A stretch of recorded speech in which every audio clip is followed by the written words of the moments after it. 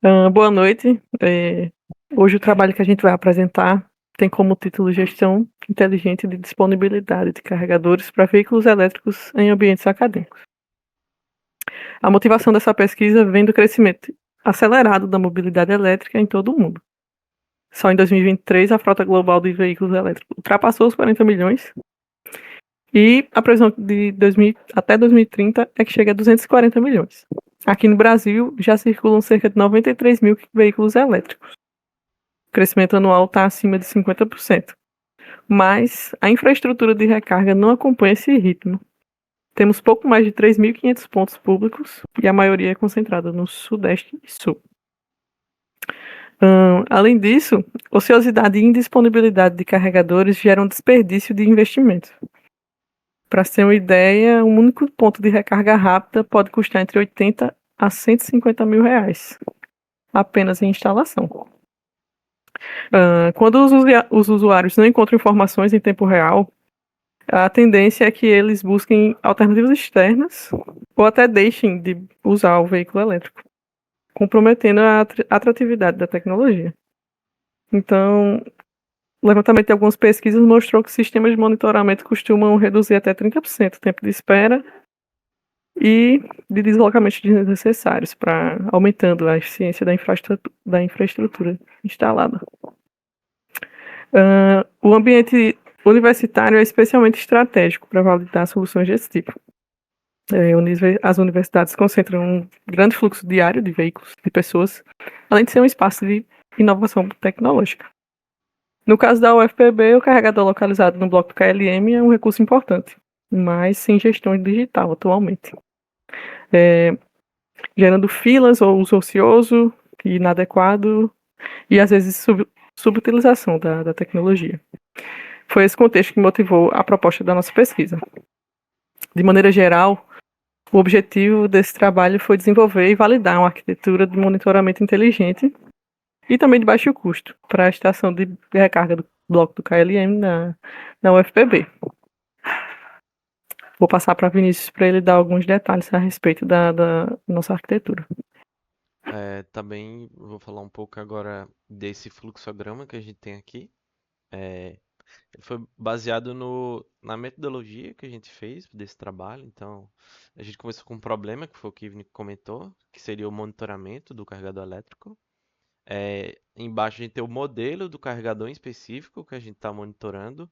Então, essa aplicação é uma aplicação direcionada somente para esse tipo de carregador. Então, vão existir outros modelos que as informações que a gente está coletando vão ser distintas. Então, esse modelo não funcionaria, certo? E quais são as informações que a gente está retirando do carregador? A partir dos LEDs de informativos que possui visualmente. Então a gente não é intrusivo ao monitoramento que a gente está fazendo.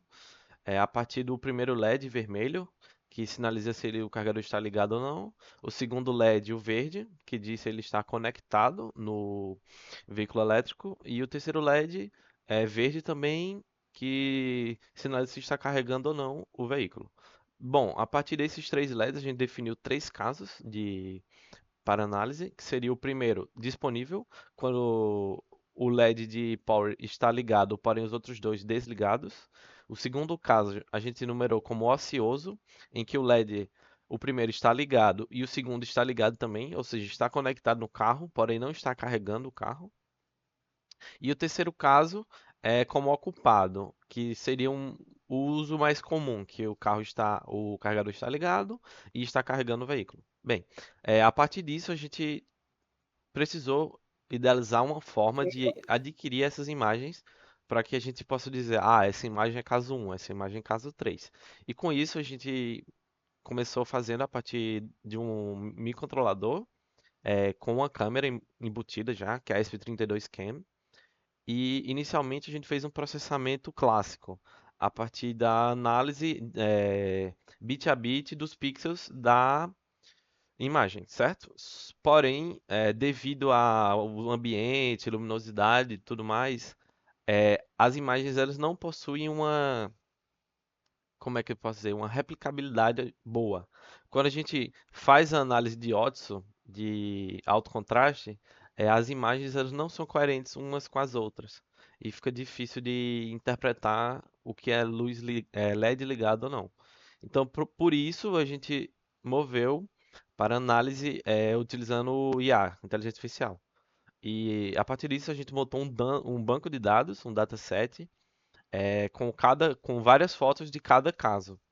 E isso seriam as imagens brutas que a gente coletou.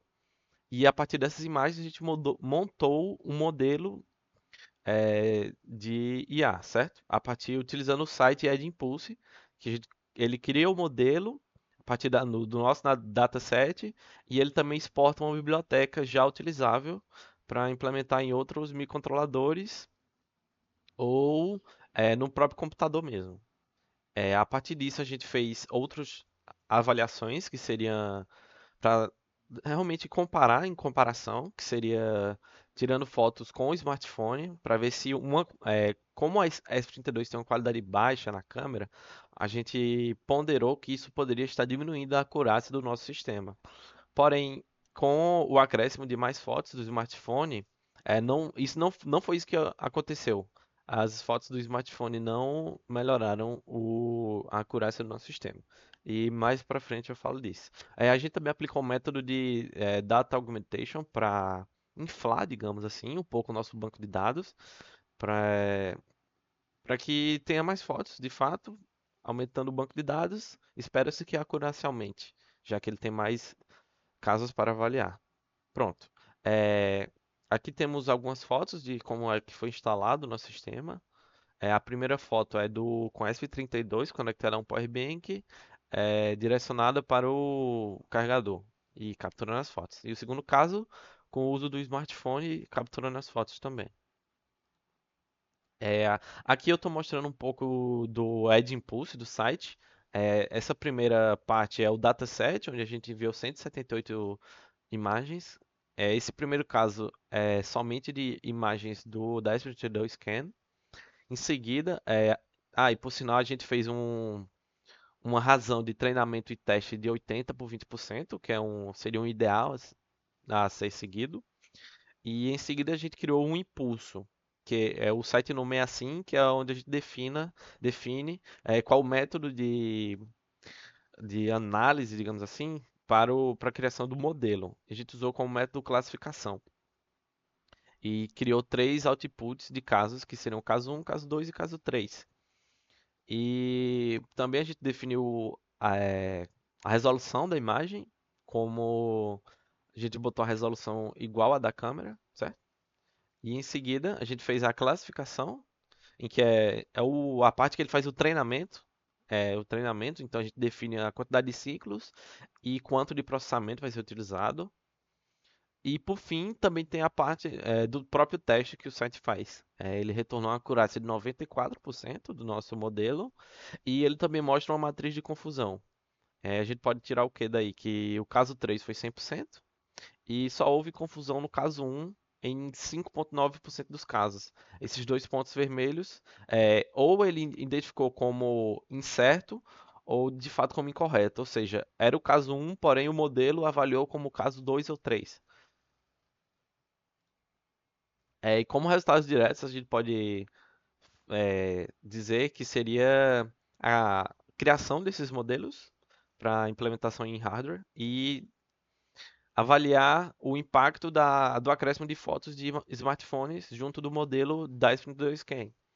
A gente pode ver que somente com a S32 Scan, apesar de ter baixa resolução, ele atingiu 94,2% de acurácia. E com o smartphone apenas 32 e o modelo híbrido com foto de ambos 32,61. Ou seja, provavelmente não. O que ocorreu é que as fotos do smartphone, entre aspas, confundiu no sistema e abaixou a acurácia. É, e o modelo clássico não foi viável de implementar.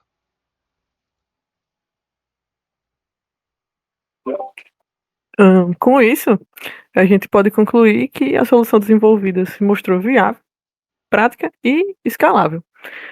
Demonstramos que é possível implantar um sistema de monitoramento visual confiável para carregadores elétricos em cenários reais, utilizando tecnologias de baixo custo.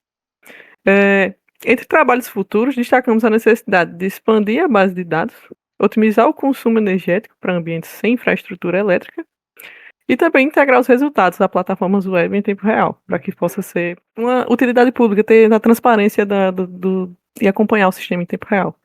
Esse trabalho abre caminho para aplicações mais amplas em mobilidade elétrica e reforça o papel das universidades como laboratórios vivos de inovação.